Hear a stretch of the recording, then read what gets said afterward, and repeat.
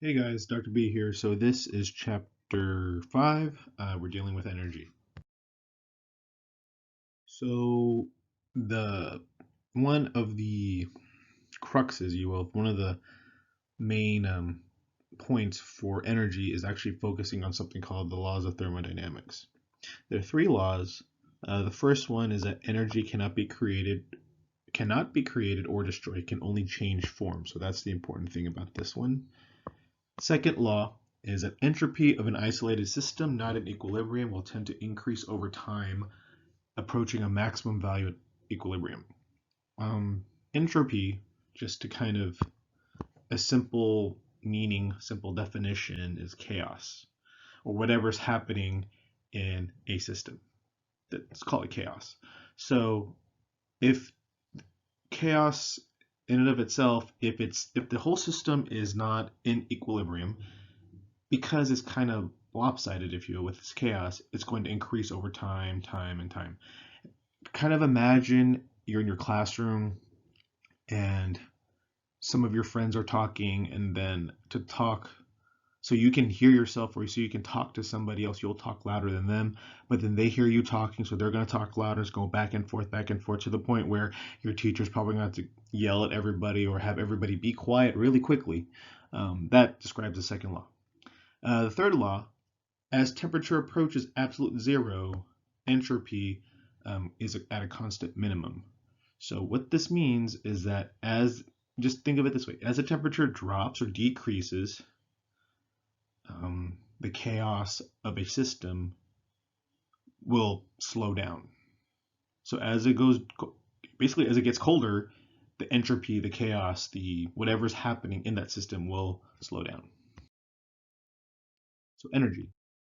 So the energy is the ability to do work. That's the official definition. There are two kinds that we're going to talk about briefly.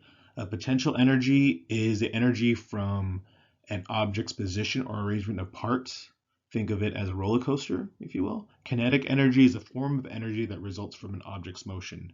So as the roller coaster is going up, up, up, up, up, it's building energy from its position, and it's going to drop, boom, that's kinetic energy. And really quick, the reason why I put Gambit from the X-Men, hope I don't get, copyright issues with this, but Gambit takes the potential energy in an object and converts it to kinetic energy, hence the playing cards, etc., blah, blah, blah. Yes, I know your teacher's a big nerd, too bad. Energy in living things. So photosynthesis, we talked about this briefly. It's the process by which light energy is converted to chemical energy. So we talked about with the first law of thermodynamics, energy cannot be created or destroyed. So the energy that the plant derives, the plant gets, actually comes from the sun, and eventually it converts it to chemical energy, which it uses, and then you can imagine what happens to that energy later on. So the organisms that use sunlight, uses the energy from sunlight to make organic compounds as autotrophs. So plants, leaves, grass, trees, etc., stuff like that. Chemoautotrophs are organisms that use inorganic substances to make organic compounds. So they use the energy in those. So these are actually called giant tube worms. Okay? So giant tube worms, actually it's these. I pointed at the wrong. Those are the giant tube worms. What they do is that they live near these hydrothermal vents right here. And what they do is that they can tolerate hydrogen sulfide down there, and they use that to convert to energy. How we get energy, we're called heterotrophs. So they're organisms that get energy from food instead of directly from the sunlight, which would be kind of cool if we did. But anyway, so we eat the plants, like, in salad or whatever, and then we get the energy from the sun from there. If you think about it, the guy's eating a burger, and that burger, assuming it wasn't a veggie burger, well, there's bacon, so it's probably not veggie. So the cow ate the grass, which you got the energy from there, from the grass, which got the energy from the sun. So in a roundabout way, heterotrophs, depending on what type of diet they have, they can get energy from different sources. It can either be from the plants, they got it from the sun, or from the animals, they got it from the plants, which got it from the sun as well. So ATP, adenosine triphosphate. So this is, when we say energy, this is what we're talking about, ATP. So just so you know, if we're counting this, how many carbons are here, how many phosphoruses, nitrogens, hydrogens, etc. So yeah, so you can see that all of these, just for your edification, I guess, all of this is carbon, carbon, carbon, carbon, carbon, etc. So a lot of carbons. So where does the energy come from? So the phosphate tail, the triphosphate, this section right here, it's unstable. And the reason why it's unstable is because these phosphate groups are all negatively charged. You see these negative charges. So in terms of charges, if they're the same charge, they will repel each other. Even though they're bonded right here, there's still a lot of energy being built up because of the fact they're all negative, they're all the same charge. So when the bond is broken, that energy is released.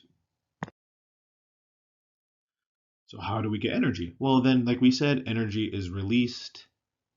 It's needed for somewhere, blah, blah, blah. So energy is sent to the cells. You end up with ADP. ADP would be diphosphate. So food, light, any energy source can actually add that phosphate tail or add that phosphate back to the ADP to make ATP. That's the kind of the how the cycle kind of works with that phosphate group. Whenever it pops off to give energy, it needs to have another source of energy to kind of replenish that phosphate group at the end. So there are two types of metabolism we're going to talk about. One is aerobic and the other is anaerobic. So aerobic, like aerobic exercise, is oxygen. The prefix "an" means without, so nor no, so absence of oxygen. So photosynthesis, you need carbon dioxide and water, and you need light. Here is the energy we're talking about. So you can say light is a catalyst. So I'm not saying it's an enzyme per se, but it is a catalyst in the sense that it helps make this reaction go. So carbon dioxide plus water produces sugar. So this is glucose and oxygen. And also energy should be somewhere along there too. So there are different steps. We're not going to get into too much detail, but there's a general idea. These are just general ways to describe them. So the first one is light reaction or light dependent. So this is focusing on photosynthesis and the chloroplasts. Chloroplast contains chlorophyll. This is where photosynthesis occurs. So the pigments in leaves help absorb certain wavelengths and reflect all others. That's why you get the colors you see. So chlorophyll absorbs red and light, chlorophyll absorbs blue and red light and reflects green and yellow. That's why we see it. Carotenoids, like carrots, hint, absorbs violet to green light. I cannot talk. And reflects yellow and orange. So carrots, peppers, all that type of stuff. So thinking about it, why is the earth green? Actually, we'll probably talk about this in class, but like we said, energy and waves of light come from the sun.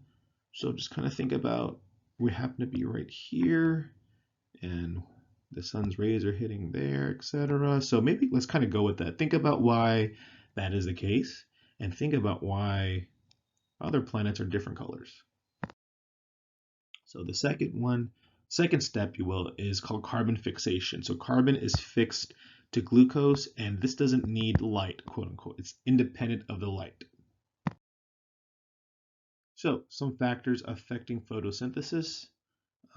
Rate increases as light intensity increases until all the pigments are used. So the pigments actually kind of, once they're all used up, no more photosynthesis. And high temperatures, this should sound familiar. So as the temperature increases, so does the rate of reaction. Very high temperatures denature. That's the fancy word for saying enzymes stop working when it gets too hot. It increases until, say, 37-ish degrees Celsius, or about body temperature in enzymes in general. And when it hits 40 degrees, that's when it stops working. So remember, we talked about that in class.